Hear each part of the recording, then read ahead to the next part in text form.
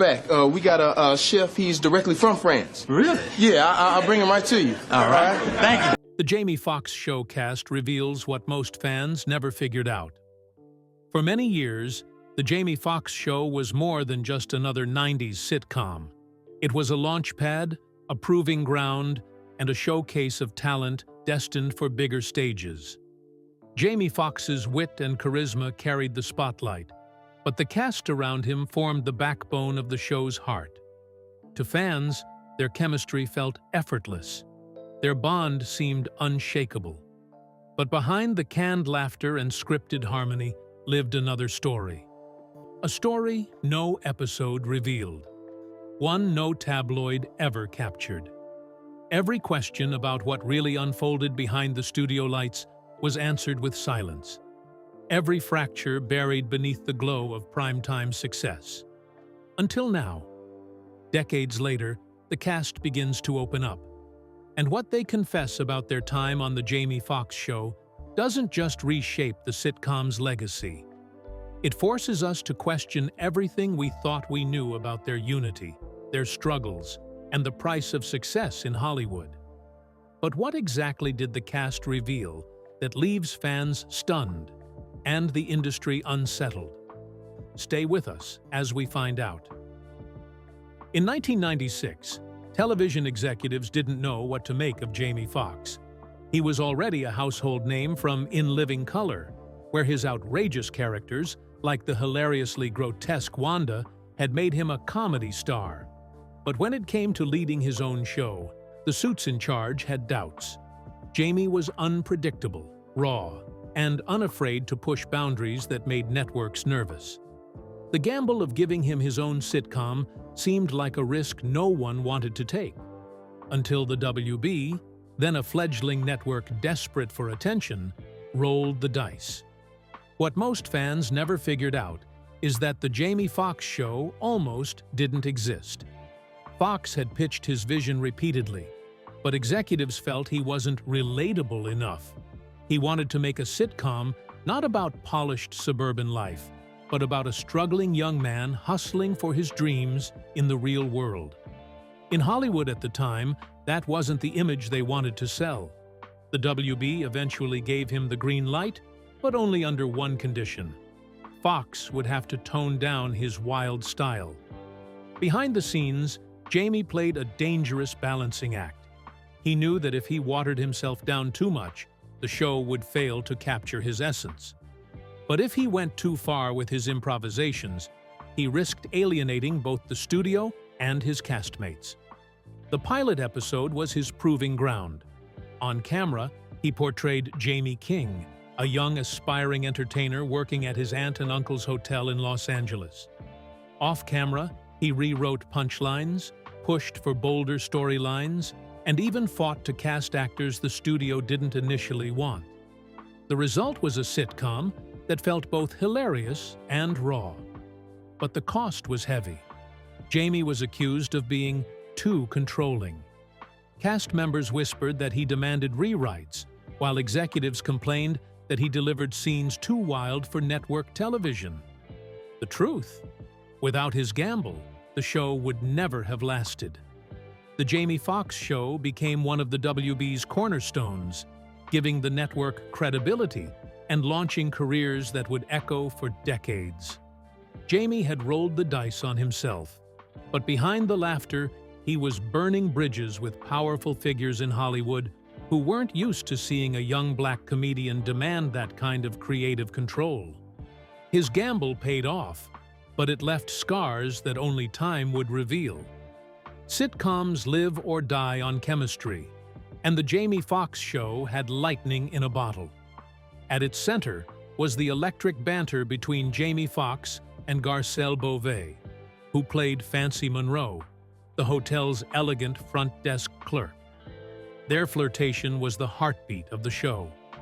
Fans tuned in week after week, waiting to see if Jamie's relentless pursuit of Fancy would finally pay off. But what audiences never realized was how fragile that chemistry was behind the cameras. Garcelle, a seasoned actress and model, had reservations about joining the show. She feared being pigeonholed as the pretty face to Jamie's clowning. From day one, she insisted that Fancy be more than just a love interest. She wanted her to be strong, independent, and intelligent. Jamie, used to improvising and turning every scene into a showcase for his comedy, sometimes clashed with her insistence on grounded performances. The tension came to a head in the second season. Scripts often pushed Fancy into being the straight woman to Jamie's antics, and Garcelle pushed back. She argued with writers, even refusing to shoot certain scenes she felt made her character look foolish. The crew whispered about heated on-set arguments, moments when Garcelle threatened to walk away altogether. And yet, those very tensions created the sparks that made their chemistry so addictive. Jamie's relentless pursuit mirrored real life. Off-set, he tried to charm Garcelle with his larger-than-life personality, while she remained professional and reserved. The push and pull spilled onto the screen, making the romance feel authentic. It wasn't always easy. There were nights when filming would halt because of disagreements, when Jamie's improv derailed Garcelle's carefully studied delivery, when egos clashed in front of an anxious crew. But by the end of each season, the magic always returned. Fans didn't know they were watching not just acting, but a tug-of-war between two stars determined to shape their characters on their own terms. That tension nearly broke the show apart, but it also gave it the fire that kept it alive. To fans, Garcelle Beauvais as Fancy Monroe was the picture of grace. With her effortless style, sharp wit, and stunning beauty, she elevated every scene. But behind the glamorous image was a woman quietly fighting battles few people knew about. Born in Haiti, Garcelle immigrated to the United States as a child. She arrived not speaking a word of English, yet by sheer determination carved a career in modeling and acting. By the time the Jamie Foxx show began, she was already a familiar face in the fashion world, appearing on runways and in major campaigns. But television was another world entirely. Garcelle was determined to be taken seriously as an actress, not just a model-turned-sitcom star. The truth is, Fancy's elegance came at a cost. Garcelle was often scrutinized more harshly than her co-stars. Critics dismissed her as eye candy, overlooking the fact that she fought tooth and nail for Fancy to be more dimensional. She lobbied writers to give her stronger storylines, demanding that Fancy's ambitions and intelligence be highlighted. Without those interventions, the character might have remained a shallow archetype. But Garcelle's greatest struggle was personal. During the height of the show, she was balancing motherhood with the grueling demands of filming. Few fans knew that she was going through a difficult marriage, one that would later collapse in a very public and painful divorce. She arrived on set with a radiant smile, but behind the scenes, she carried heartbreak. There was also the pressure of representation. As one of the few Haitian-American actresses on television, she felt the weight of expectations from fans who saw her as a symbol of beauty and success. That pressure was crushing at times, especially in an industry quick to discard women of color once they no longer fit the mold. And yet, Garcelle endured. She gave Fancy layers of dignity and strength, making her more than Jamie's unattainable crush. Years later, she would become a trailblazer again, joining the Real Housewives of Beverly Hills as the franchise's first black cast member, once again proving she was more than just a pretty face. What fans didn't know in 1996 was that behind Fancy's dazzling smile was a woman battling for respect, fighting for space, and carving out a legacy far bigger than a sitcom role. On the Jamie Foxx show, Christopher B. Duncan played Braxton P. Hartnebrig, the stiff, rule-following desk clerk who was Jamie's comic opposite. To audiences, Braxton was hilarious, pompous, uptight, and constantly the butt of Jamie's jokes. The chemistry between the two men was undeniable, and Braxton became a fan favorite. But behind that laughter was a very different story. Duncan was no novice to acting. He had trained seriously in theater and dreamed of a career in dramatic roles. Shakespeare, August Wilson, heavy stage work, that was his foundation. But Hollywood wasn't interested in giving a tall, classically trained black actor leading dramatic roles. He was seen as too proper for streetwise roles and too black for the polished leading men white actors were handed without question. So, when the opportunity to play Braxton came along, Duncan took it, but with hesitation. What most fans never realized is that Duncan worried the role would cement him as nothing more than a punching bag. Jamie Foxx's comedy thrived on contrast, and Braxton's character was often used to elevate Jamie's mischief. Off-camera, Duncan sometimes bristled at the imbalance. He wanted Braxton to be more than a clown. He wanted to give him depth. Sources close to the production later revealed Duncan frequently pushed for rewrites, asking for moments where Braxton could show vulnerability or dignity instead of always being the joke. Tensions flared between Duncan and the writing staff. They accused him of not getting that it was a sitcom. But Duncan persisted.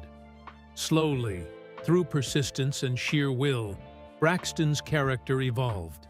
He was still uptight, still ridiculous at times, but fans began to see his loyalty and humanity. Duncan's insistence paid off. By the later seasons, Braxton had become one of the most beloved characters, not just Jamie's foil, but his unlikely friend. Still, the role carried a weight. Hollywood pigeonholed Duncan after the show ended, and he found himself constantly offered square characters.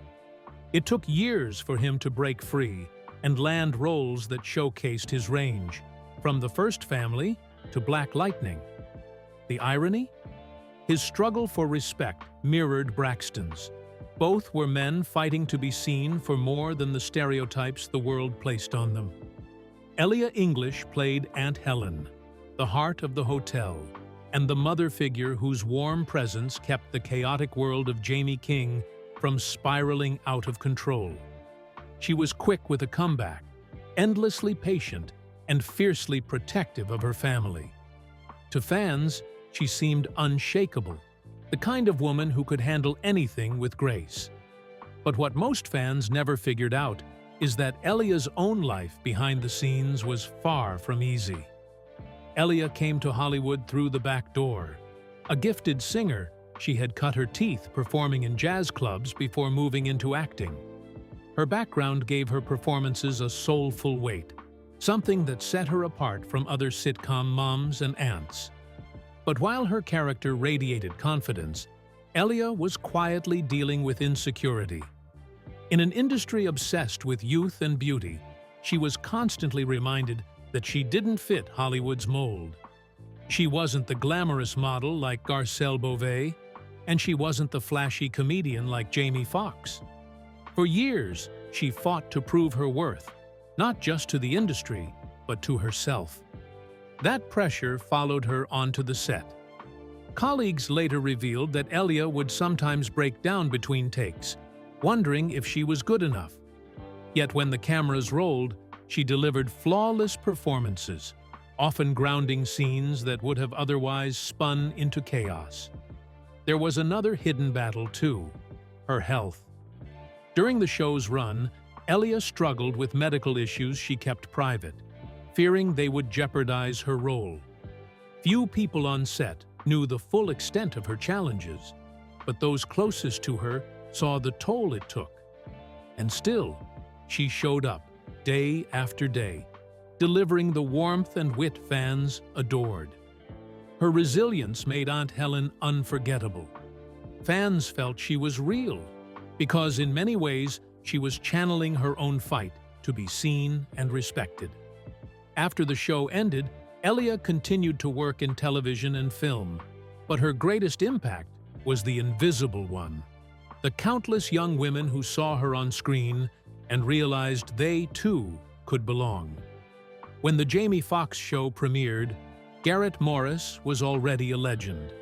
As an original cast member of Saturday Night Live, he had helped break barriers for black comedians in the 1970s. His sharp wit and fearless sketches made him a trailblazer. But what fans didn't know was that by the time he joined Jamie Foxx as Uncle Junior, Garrett's career was hanging by a thread. In the 1980s, Garrett's star had dimmed. Hollywood had typecast him into small, stereotypical roles. Then, in 1994, tragedy struck. Garrett was shot during a robbery in Los Angeles. The bullet shattered his body and nearly ended his life. He spent months recovering, battling depression, and wondering if he'd ever work again. When Jamie Foxx approached him for the role of Uncle Junior, Garrett was hesitant. Could he still deliver the laughs? Could audiences accept him after his fall from grace? On set, Garrett became both mentor and cautionary tale. To Jamie, he was a symbol of what could happen when Hollywood turned its back on you. But to fans, he was pure joy. Uncle Junior was outrageous, unpredictable, and often stole scenes with his hilarious antics. What no one realized was that behind those laughs was a man still healing from trauma. The pain from the shooting lingered for years, physically and emotionally.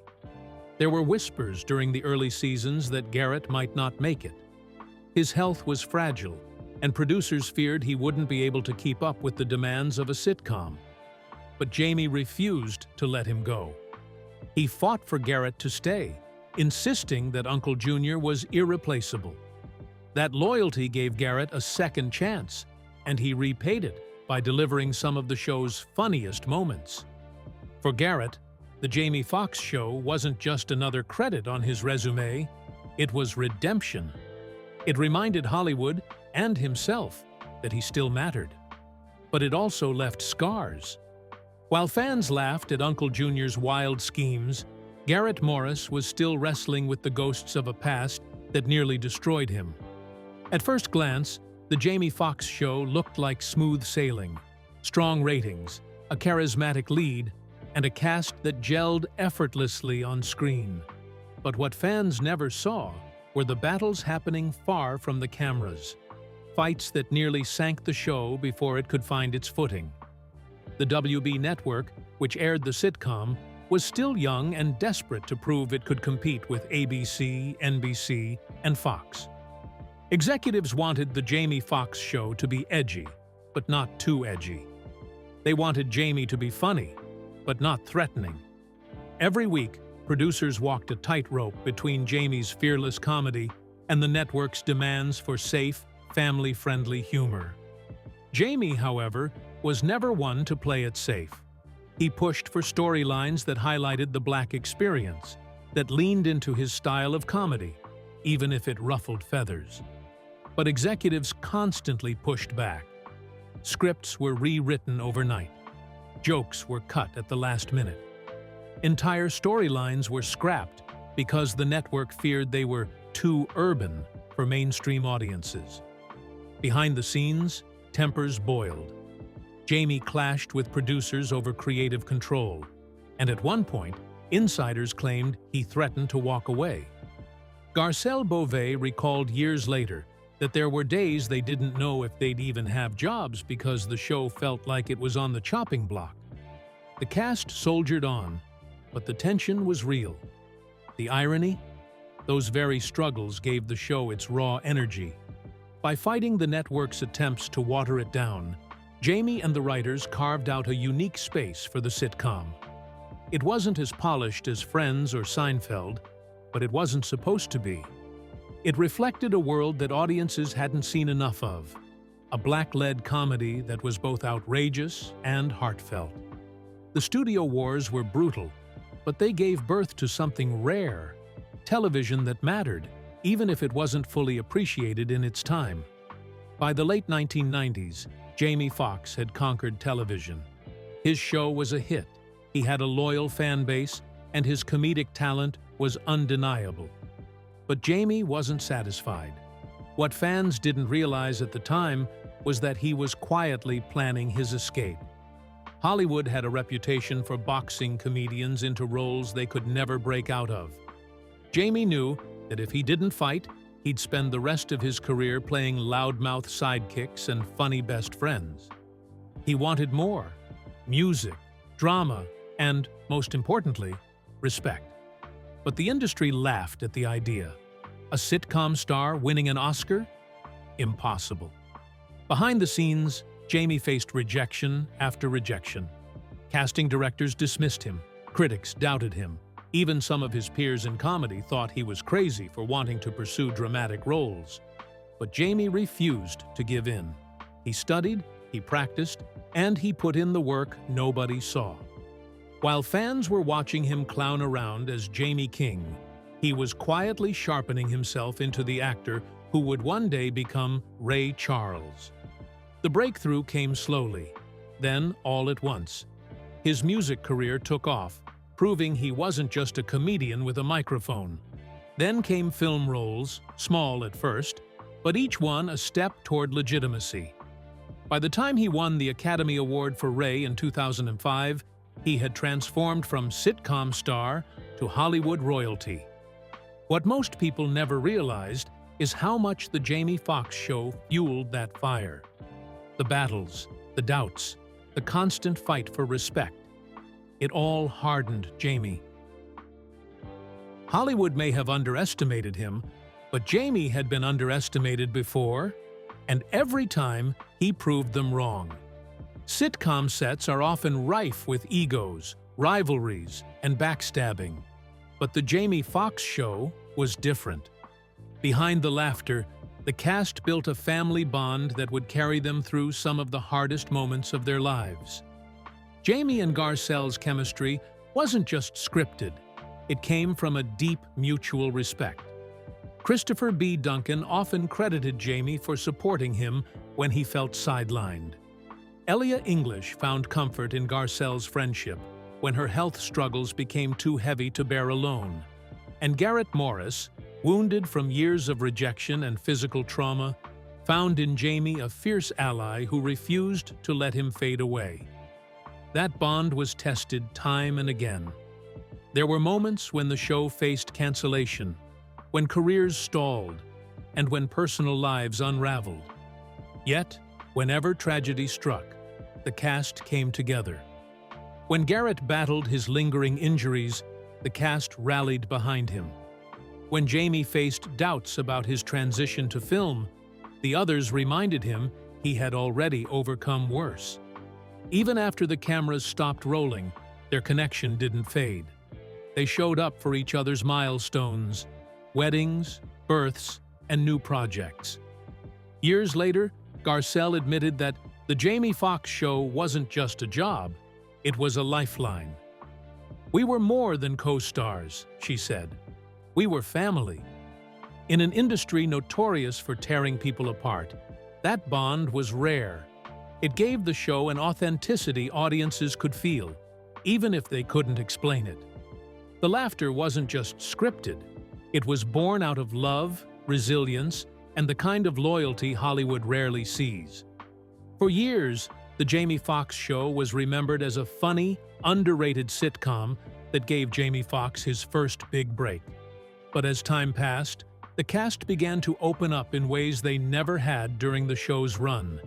And what they revealed was far more dramatic than fans ever imagined. In interviews, Garcelle Beauvais admitted she had serious doubts when she first took the role of Fancy. "I thought, is this really the right move for me?" she confessed. At the time, she feared being pigeonholed as just another pretty face in a sitcom. But years later, she acknowledged that the show gave her the kind of exposure and career longevity she never would have had otherwise. It was also, she admitted, the first time she felt truly seen in Hollywood, not as a background player, but as a leading woman. Christopher B. Duncan spoke of his struggles more candidly as the years went on. "People didn't respect sitcom actors," he said in one podcast. "I was working twice as hard to prove myself." Yet he confessed that Jamie's unrelenting drive inspired him to keep going even when he wanted to give up. Watching Jamie fight for respect made me realize I couldn't quit. Ellia English revealed a secret she kept hidden during most of the show's run. She had been battling serious health issues that made filming some episodes excruciating. There were days when just getting through a scene was hard, she said. But the laughter, the love on set, that's what kept me alive. Fans never knew that behind her infectious joy was a woman pushing herself past unimaginable limits. And Garrett Morris, the elder statesman of the group, offered perhaps the most emotional confession. He admitted that he had considered leaving the industry altogether after his shooting left him physically and emotionally scarred. But Jamie insisted he stay. "Jamie gave me purpose again," Morris revealed. "He wouldn't let me disappear. Without him, I might never have come back." As for Jamie himself, he has looked back on the Jamie Foxx show with mixed emotions. He confessed that at times he hated being trapped in a box as the funny guy. But he also admitted the sitcom was his training ground, the place where he learned discipline, perseverance, and the importance of collaboration. "That show was my family," Jamie said. "It made me who I am today." In the end, the confessions all circled back to the same truth. The Jamie Foxx show wasn't just another sitcom. It was a lifeline for its cast, a battleground for respect, and a stepping stone that changed their lives forever. What fans saw was comedy. What the cast lived was survival, struggle, and ultimately, triumph. The legacy of the Jamie Foxx show lies not only in its laughs, but in its honesty, both on-screen and off. And as each cast member finally confessed, it was more than just television. It was a fight to be seen, to be respected, and to leave behind a story no one would ever forget. If the laughter seemed too real to question, should we accept it as comedy, or wonder what truths were quietly hidden between the lines? Decades later, the cast of the Jamie Foxx show finally reveals what most fans never figured out. But the weight of their words depends on how we choose to hear them. Before time erases the echoes of that studio audience, remember, behind every joke lies a story that was never meant to stay buried. Share your thoughts in the comments below. Thanks for watching. See you in the next one.